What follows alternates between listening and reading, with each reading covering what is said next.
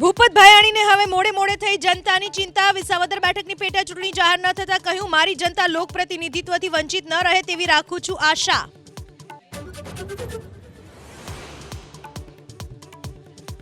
બનાસકાંઠાથી કોંગ્રેસના ઉમેદવાર ગેનીબેન ઠાકોરે ડિપોઝિટ માટે જાહેર કર્યો QR કોડ. સોશિયલ મીડિયામાં QR કોડ વાયરલ. લોકોના ચાંદલાથી ડિપોઝિટ ભરી ચૂંટણી લડવાની કરી જાહેરાત.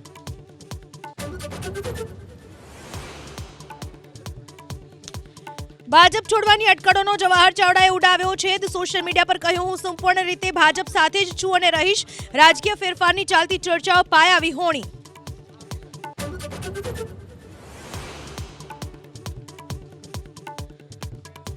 કોંગ્રેસના બાકી ઉમેદવારોની ટૂંક સમયમાં થશે જાહેરાત. નવસારીથી શૈલેષ પટેલ, સુરેન્દ્રનગરથી ઋત્વિક મકવાણા, જૂનાગઢથી હીરાભાઈ જાટવા, અમદાવાદ પૂર્વથી હિંમતસિંહ પટેલ, મહેસાણાથી બળદેવજીનું નામ નિશ્ચિત.